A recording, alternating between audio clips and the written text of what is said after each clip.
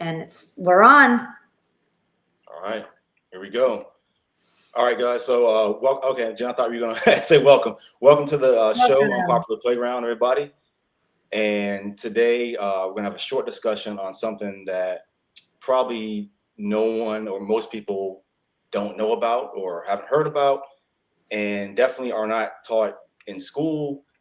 And we're gonna play a video, and we're gonna have some discussion along the way while the video is playing.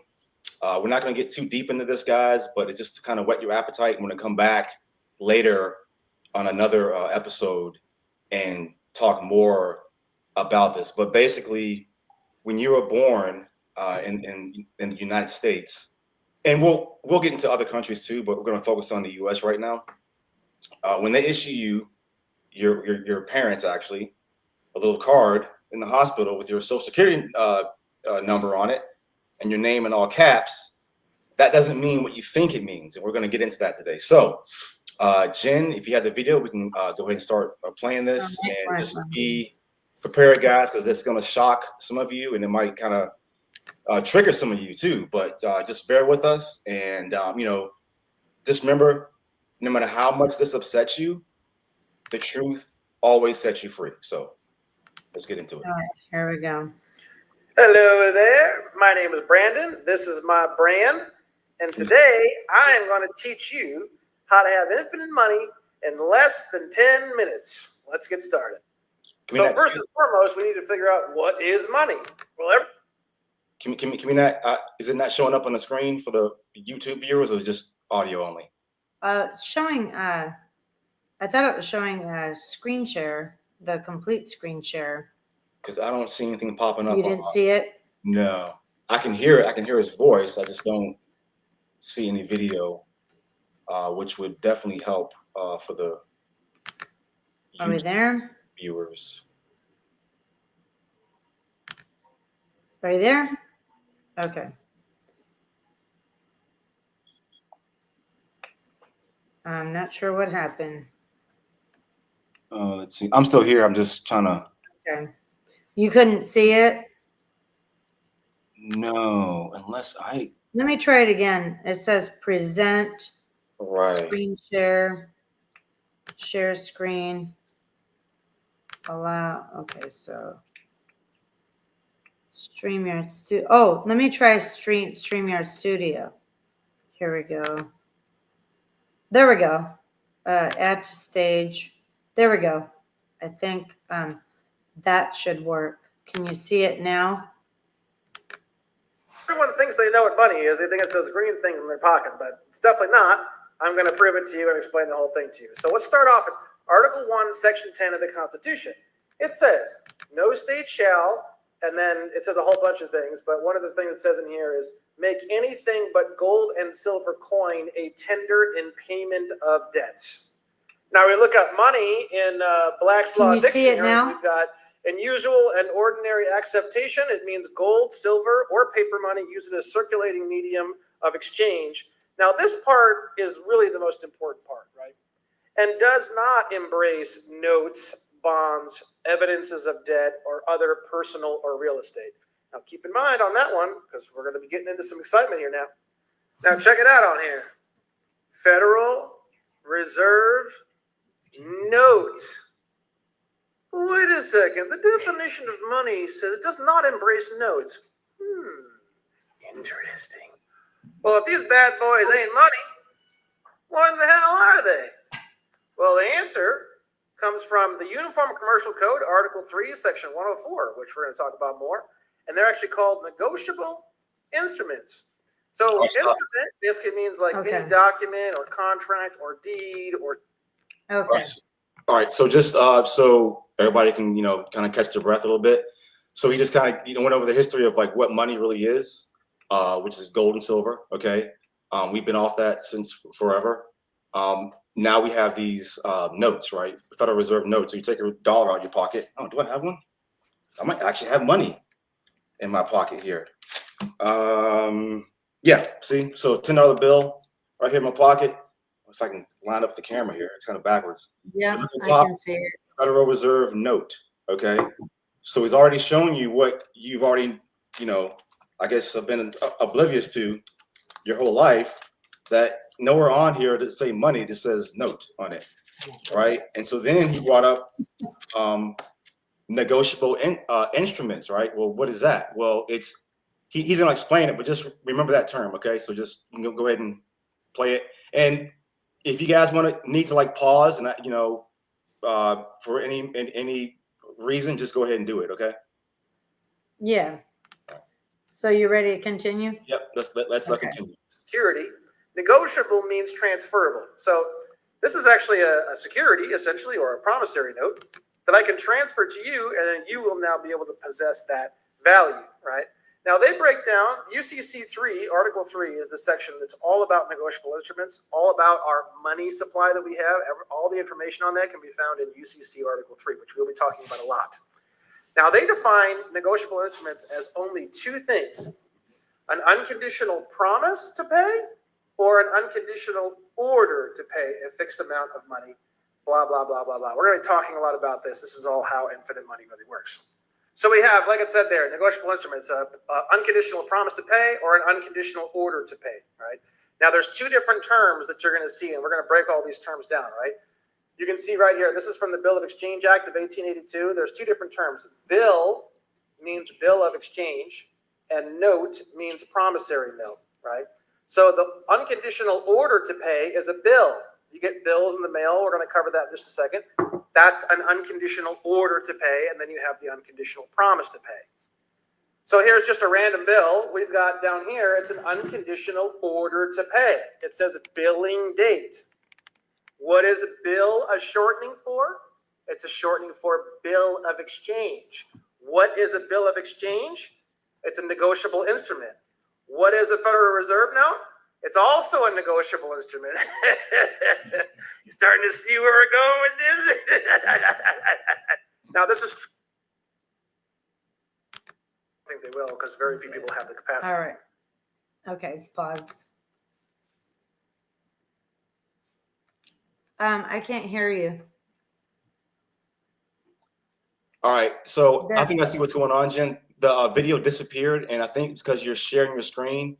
If you do it that way, you have to make sure you're on the YouTube tab where the video is. Otherwise, we can't. All we're seeing is like StreamYard stuff. Okay, so if I'm like this, you can see it. Yes, exactly. Okay. Now, I think there's another way. Like, say you had the video already like preloaded in StreamYard, like as a file, then you can just share it like that. But if you're going to share your screen, you have to, Okay, yeah, we still got to play around with that a little bit. Yeah, okay, fine. So if I leave it right here, you can see the whole screen. Yep, and then after it's done, you can switch back to where. Okay, then you'll have to tell me because I can't see your hand signals. I can't see you at all. Okay. Unless it lets me double it. Yeah, with screen, good. But it's not letting me. I would have to figure that out to double the. Here we go. Yeah, it's not letting me get to the. Okay, that's fine. So we'll have to play around with it. Yep. Well, that's why we're doing this. We can learn. Right now, I have to switch the tab, so you'll just have to let me know. Okay, I'll just yell. Stop. Yeah, just yell at me. All right. Is that okay? So you just did it. So now I go back because you're off again. It's just okay. Showing. Okay. Yeah. Oops. Yeah. There you go. All right. Uh-oh. Hang on. Hold on. Oh, here we go. Yes. Yeah. There we go. Yeah. Wrong tab. Okay. So I think this went over what negotiable instruments are. Okay. And then when you get a bill, so we all refer to a bill like, you get a bill from your utility company or whatever, right? Just as like that one word bill, but it's actually a bill of exchange. They leave the of exchange off all the time, but it's bills are a bill of exchange, so you can exchange it for something, right? He's gonna get into that right now. Let's go. Okay. Can you see the whole screen? In UCC Article 3, Section 102, it's talking about all of UCC Article 3, which is only about negotiable instruments. It literally says, this article applies to negotiable instruments. It does not apply to money. This is not a conspiracy theory, bro. So I've already shown you what a bill of exchange or bill looks like, but you get them in the mail and you hate them. So you know what those look like, your utility bills. Those are all bills of exchange. They're all negotiable instruments, just like these bad boys. I'm going to teach you what that means. This is a promissory note. All mortgages, all bank notes, whenever you sign for a loan for a car, a loan for a business loan, it's a promissory note. So this note, the actual physical piece of paper that you're going to get and sign, this note basically is a negotiable instrument. Now you ask yourself, what does it need to be in order to be a negotiable instrument? Well, it has to be either an unconditional promise to pay, which is a promissory note, or order to pay, which is a bill of exchange. It has to be signed and it has to be written. Those are the three things it has to have in order to be considered a negotiable instrument. Everyone believes that when you're getting a loan, the bank gives you other people's money that's already in the bank at interest. But 12 United States Code Section 83 says that general prohibition, no national bank shall make any loan or discount on the security or shares of its own capital stock. So how does the bank give you money? Business owners and real estate investors, stop buying these, using these, and instead. So the way the bank gives you money comes from the Federal Reserve Act, Section 16, Part 2. It's called note issues, but it's also found in the United States Code at Article 12, United States Code, Section 412. So the way it works is they tell you right here, you can make an application. Such application shall be accompanied with a tender, meaning giving somebody something or offering somebody something, to the Federal Reserve agent of collateral, an amount equal to the sum of the Federal Reserve notes that's applied for and issued, blah, blah, blah, blah, blah. So it's saying if you want to apply for notes, you need to give us some sort of something in exchange, right?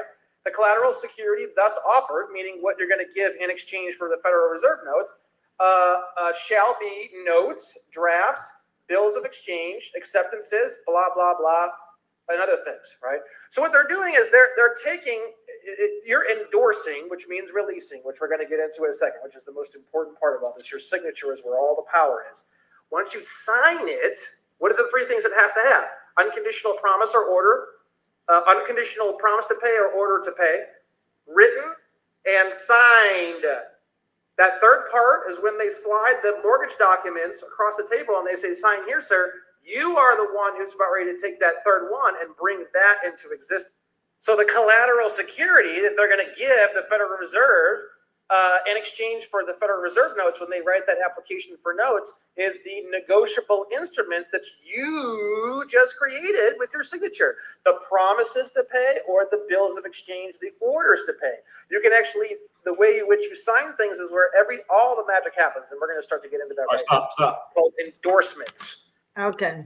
All right, so he just said a lot. So yeah, let's backtrack a little bit. And is there any specific question that you two have, like that didn't make sense or you need clarification on or something? Well, kind of what I got out of it was I believe I was told that too, that the bank takes all of the money that's already in, and like if you go in for a loan and Debbie and I had an account there, the money that Debbie and I have sitting in the bank account, they would give you a loan off of the money that maybe us two and anybody else that's where the money's at. But kind of what I'm getting out of it is that that's not the way it is at all. They're going to take that by your signature, by me signing it, they're going to, by the general thing, what they're going to do is take and specialize it, that they're going to take it to the Federal Reserve, and instead of me just going direct to the Federal Reserve and getting a loan out, they're going to get a higher loan out and then charge me interest off of my own money that I'm getting. You're about 90% right. Not 99%. So that's kind of how I'm getting. Yeah. So, but here's the thing, Jen. They're not. You just said something I was going to comment on. Now I'm like losing the blank. But anyway, so let's get back to when you go apply for a loan, right? When you sign it, well, because that document, which is a negotiable instrument, right? That's what you need to go to, He said it's like a blank check. Yeah. So you need, yeah. You mentioned instead of you going to the Federal Reserve and getting your own money out. Well, yes, but that's not really the way it works. Like you can do that, but you need some kind of negotiable instrument, right? You need some kind of exchange, right? Remember, bills are called bills of exchange, right? Right. Well, the bank has this negotiable instrument in the form of like your loan documents that you're signing to get this loan, right? This credit card loan. So you go with this, $10,000 credit card loan, right, from the bank. Well, when you sign it, because what you're doing is you're endorsing the contract that's already in place. You don't even need to do anything else. The bank then goes to the Federal Reserve to get their notes, right, which is what we think is these. Yeah. It's not, though. It's just notes. So the bank goes and like they have their notes, but then guess what? You think, and the bank expects, right, for you to use your own notes to pay this loan, right? When if you had signed it in a certain way, then that bank would have to, by law, go to the window on your behalf, get notes from your account, right, at the Federal Reserve, and then that pays for your $10,000 loan. You don't have to use your own notes for that. You have notes at the Federal Reserve. Right? Wow. So, but because no one was ever taught how to endorse, any other way except just sign your name, then what you're actually doing is giving the bank permission. You're signing off. Hey, yeah, go on my behalf, get your notes, and I'll just use my own money for my paycheck, and pay this loan off. So it sounds like we can pay our loan off without any money at all. That's the point, Jen. That's the point. Basically it. That's the point. That's the point. We don't. It sounds almost like the cryptocurrency. So what? About the whole thing about skipping the banks. I mean, I've been learning a little bit more about cryptocurrency, about the attraction of that. It's like you don't need the bank as the middle person. So you can just bypass it. Yeah. So let's not get into crypto because that's no. I'm just trying to relate this whole thing. Well, I don't want to. Yeah, I just don't want to confuse anybody because that's like a different thing altogether. But see, and he might get into this later. I forgot, but there are other things that we're going to bring into the fold in later episodes. But basically, what people have to understand is that this country, and like here's what people will get, could get triggered. Okay. Because most of us here, no matter what they say, we all love our country. We're all patriotic. You know what I'm saying? But you have to understand the way things were set up here. It's all from a point of commerce. It's all commercial law. Okay. Yeah. And that's why. Not in our favor. No, well, so that's why whenever you get like official documents, like, from like, car loan, bank loan, government, whatever, have you ever wondered why your name is always all in caps? It's always all in capital letters. Anything to do with your social security numbers, it's always kept. Now, if you get like a bill from like, I'm trying to think, anything else that doesn't have to do with like this, right? Your name isn't in caps. Your social security number isn't attached to that, right? But anything to do with like banking, commerce, like this kind of thing, things that we're talking about here, your name's because all the bills that you come in, your name's in caps. I just thought about that. Yeah, because like I said when we start this episode, your social security number is actually your account number at the Federal Reserve. If you want to, now that's a very simplified way to like look, but just to make it to dumb it down, right? To use layman's term, that's what your social security number is. It's an account number for your bank at the federal that's held at the Federal Reserve, right? And so like that, people hear that and they're like, what? I have a bank? Yes, like you have an account at the Federal Reserve that has millions, probably at least worth of notes that's used for these purposes, right? When you get a mortgage, they take your mortgage application because when you sign it, you gave them permission to go to the window and get that money to make sure they have their notes to cover your loan. Okay. But they're taking the money. You're still paying them that mortgage monthly. Yeah. So go ahead, Jen. Oh my gosh. Yeah. I think it just clicked in. So basically, all of us have an account attached to our social security number. All that BS about social security not having enough, etc. There's more than enough, and basically all we need to know how to do is be able to access our own account with our social security numbers. Exactly. There has to And be enough. bypass the bank. So what they've been doing is basically ripping us off and getting all of our money based off of out of our own accounts and charging us interest off of our own accounts. Yep. Is that what I'm understanding? Yeah. To dumb it down at the simplest terms, yes. You got it. Okay. So let's go ahead and finish it, and I think I'll answer more questions. All right. That is mind blowing. And then they tell you, oh, you can't get this much. Oh. And then you make too much money, so we're taking money Yeah. back. Yeah. Yeah. Exactly. Hold on, Jim. Before you play it. Okay. You mentioned there's more than enough. There has to be, because that's how the system is run. And I know, again, I'm using these kind of buzzwords like the system, but it's just it is what it is, guys. Like this system, within the matrix that we're in. Sorry if the word matrix offends anybody, but it is what it is.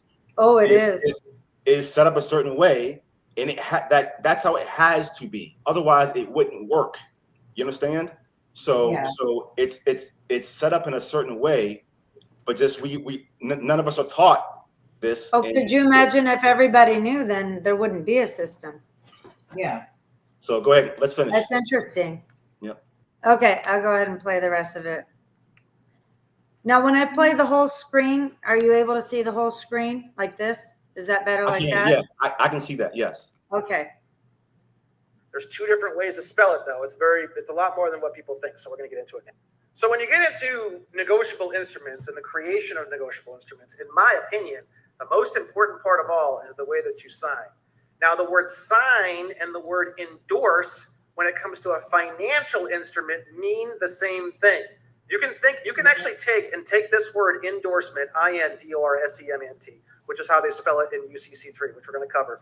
You can take that word and replace the word signature in your mind with the word endorsement, and your life will change forever. And the reason why is what I'm going to tell you right now. So what everyone is doing on the whole planet all the time with these negotiable instruments, when they sign them, they're doing what's called a blank endorsement.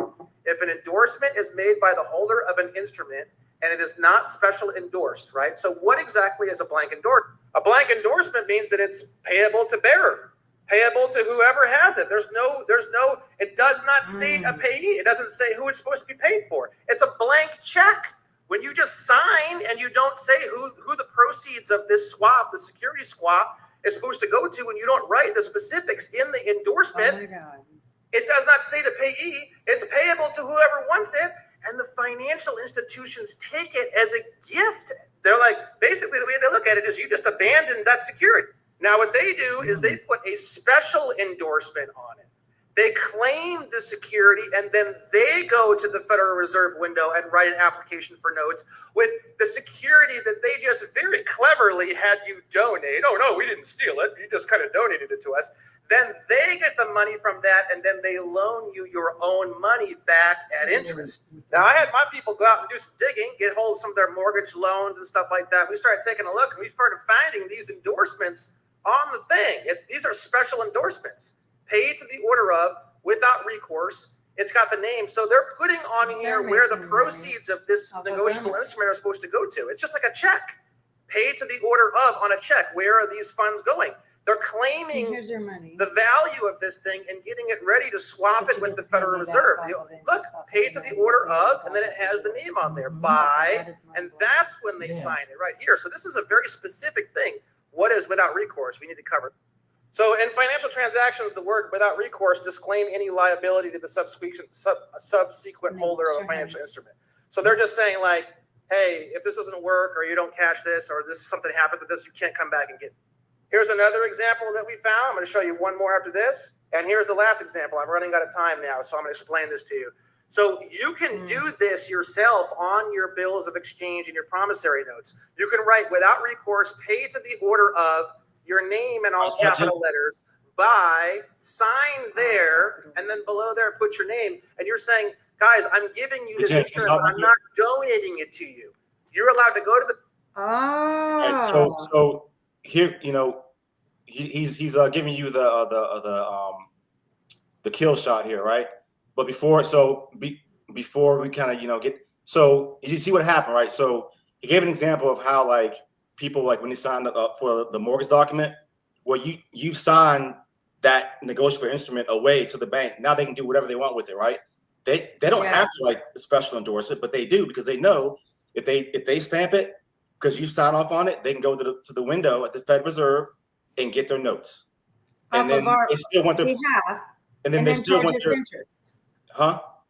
I said, so they're going, because they have our names all in caps, and they're going on our behalf to pull out money because we signed and gave them permission to get money on our behalf. And then they loan us back our own money, and then they get money. Yeah, exactly. Yeah. So they already have their money. Okay. It was not money. It's nobody, just for the sake of dumbing it down, they have their money, but they still want your money every month to pay that mortgage, even though they even though they have it already. Yeah. So he just showed you what they do. Now he's showing you what you can do or what you should do. I mean, well, let's not get into, because we're not giving like any kind of like advice, legal advice or anything like that. So we gotta be careful about that. But he's just showing you what can be done according to the law, according to UCC, right? 3, and he just mentioned that like 5,000 times, right? Which anyone can go and look up themselves, right? That's why, we always say, don't just believe what we tell you. Go look it up yourself, okay? Go research. Go research yourself, okay? But this is a quick visual, right? So now he's going to show us how we can do that to get our own notes on our behalf, so we can, what is it? I'm gonna say pay for, but I guess honor these negotiable instruments on our behalf instead of on the bank's behalf. So, I would like to learn how to do that. Let's go. Get some Let's it out. Okay, let's do it. The Federal Reserve window, bring back those funds, put those funds on my account, and it zeroes out the whole account, and you can give them the interest as a payment to do the swap for you. A lot of places won't do it. You have to litigate to get this done, but I wanted to show you guys this in less than 10 minutes. I'm running out of time. A lot of information on my website. It's all totally free. Everyone should be doing this. It's awesome. Listen, if you've been in a car accident, don't call. All right. So an attorney. Use this AI app instead. That's what I did, and that's how I skip it. Okay, so yes, it looks like it's Brandon Joe. Yeah, we'll link it. Yeah, Brandon Joe Williams. We'll link it in the thing. Now, Jen, what we can do is link his site and that video in the comments. Now, absolutely. So what this guy has done is put together a free course, and what it is, it's an email course. So what you do is, when you go on his website, you sign up, you put your email in, you hit submit, and every day for 20 or 21 days, you'll get like that was only a 10-minute video. You get like an hour and a half. Some of the videos like 2 hours long. Wow. That covers this and more in depth, fully with and he shows you where to go and get this information from the law, from the U.S. law. Okay. Nice. So Now, have you done this? Yeah, So I have all 20 plus. I think it's 21 videos actually. I have all 21 videos from this course. Now, keep in mind, 20 plus videos that are like over an hour long each. That's a lot of time. So I haven't really gone through them. Okay, I'm still going through this, trying to crunch everything and understand everything. Okay, but people are going into car dealerships and getting free cars because when they slide those papers to you, say, okay, sign here for your brand new, truck, whatever. Then they're, endorsing it the way he showed you, and a lot of people are getting free cars. Now, a lot of people are kind of, I don't want to say getting in trouble, but just people kind of can freak out. Like some of these car dealerships, they'll freak out when they see this because they either don't understand or for whatever reason. But doing it the right way, you're actually following the law. Okay, and at the end of the video, you also mentioned litigation. Don't let that scare anybody. Okay, that's just knowing what language to use. Okay, within the legal system to state your case. To get what you want or get what's owed to you. That's all that means. Okay, so anyway, he goes through all that. All right, and he even gets into like status. Okay, like, do you consider yourself a citizen? Well, what does citizen actually mean? maybe you don't want to be considered a citizen. Maybe you want to be a sovereign individual. He goes through just everything that That's we weren't interesting. taught in school about, the U.S., the law, about money. Everything is based on commerce, guys. This entire system is set up based on commercial. Oh, that is not surprising. I have a question, Ramon, on this whole thing. So literally, like, let's say if we go in, let's say the car is $30,000. Oh, you just disappeared. I'm here. I'm still here. Go ahead. Okay. Anyway, $30,000. So we go in and we do the special endorsement. So that $30,000 is going to come to us, and all we do is pay the interest off of, like, well, all we do, we can take that $30,000 that we get from the Federal Reserve with that special endorsement, pay the car off, and then all we have to pay out of pocket is the interest to the bank. No. We don't. No. We're not doing this to get money for ourselves. Like, we're not doing this to like, have the Federal Reserve, deposit 30 grand in our account. That's not how it works. We're doing this because the car dealership gave us a negotiable instrument. We want the car, right? Right. We just know that because this loan is actually in our it's not to us as like an individual, just free human being. It's to our it's to our corporation, our league, our corporation that we have set up at the Federal Reserve. Okay. So the Federal Reserve pays the car dealership. Exactly. Okay. So what about the interest? So when you sign in a certain way, like he showed you, then the car dealership, their only choice is to go take that negotiable instrument, which is the documents that you sign, to the Federal Reserve, and then they get their notes to cover your loan in full. There is no interest. It's just so he didn't mention that. Okay. And yeah, that's what I was confused about.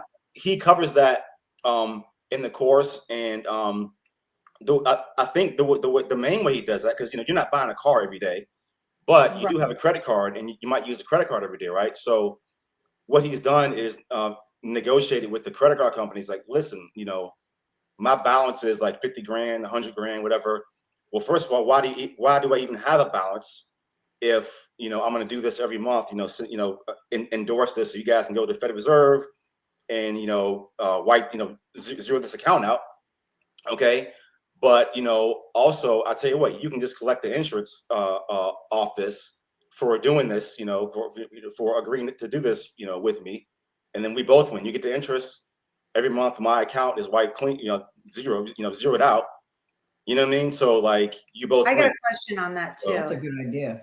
What about those? Now that brings me to those people that are thousands and thousands of dollars in credit card debt, and you got those debt consolidation, nationwide debt, and all of these things. Do you think that's what they're doing, is going to the Federal Reserve in your name, and they're just getting a little piece of it for themselves for wiping your debt out with your own money? Some might, some won't. I don't. So the thing is, when you talk about having collections, those documents, I think he covers that in the course. So okay, I'm gonna let people. Curious about that. Yeah, so I'm gonna let people take the course, because I know how I want to answer that, but I don't want to like lead anybody, because like so there's certain nuances. All right, let's put it that way. All right. Yeah. There's certain nuances with this, but basically, any debt that's tied to your legal, yeah. I just didn't know if that's how they were with that or not. If they were, it's like, I wonder if they're going to the Federal Reserve with your own name and getting your own name cleared with your own money, like how you were talking about, and then then they take a little piece of it for themselves. So it's like the win-win that you're talking about. I was wondering how those companies stay in money. It was like, I've always wondered, what is their motivation for wanting, they must be getting something out of it. Yeah. So, the thing is, Jen, some might do that. Some might not. But the thing is, even in that example you brought up, at the most simplest terms, they're doing exactly what anybody can do. All they're doing is just negotiating on your behalf to get the, your payoff, like, to like a lower amount. They're just good at what they do, because that's what they do. They know how to negotiate and talk to these companies. And so, and then, like, what happens is you sign up, you pay them more, right? They keep part of that money that you're paying them. Then they pay off your accounts to whatever amount that they agreed with their credit card company. Okay, and it's usually like for like pennies on the dollar. That's what I do, because they know that, okay, this is a $2,000 account. I'm gonna negotiate down to like $800. Okay, and then they'll collect, how 1,000, 1,500 from you, and or whatever, maybe not even that much, but just more, so that they pocket some of that money. So anyway, I don't know if they're doing that, but just as far as like anything that's tied to your fictitious, they call it a fictitious corporate, name, but it's actually like a legal corporation, just like the United States is. It's a legal corporation located in Washington, D.C., and he goes over that. It's crazy, guys. It's mind blowing. Like, once you learn like what everything really is, it's just right. Like, well, then those social security numbers of all the people that have died that are still getting money, and they're still getting money out of the accounts of people that have been dead for over 100 years. They're 150 years old. People don't live that long, and people are drawing money out of these accounts. How is that happening? It's like, okay, wow, there's more to it than. So it made me think about that too, about it's like, okay, how are these people voting? How are dead people voting? How are dead people still, why are they still getting social security checks when they've been dead for a long time? Who's collecting that money? Right. Yeah, there you go. So now people have an idea, and like I said, this is like more like a interesting. It's a can of worms, isn't it? Yeah, like we've opened the lid now. So that was the point of this show. We can spend more time later, kind of getting into this, maybe even have Brandon on. Because he makes a great interview. I've seen some of his other interviews. So maybe we can do that. But yeah, there you go, guys. Absolutely. Well, so watch the time. Yeah, so that we're gonna have to wrap it up for this show, and then look out for the next one. Yep, sounds like a plan. Okay, all right. And we'll include all the links in the show notes. Yep. All right, bye guys. See you.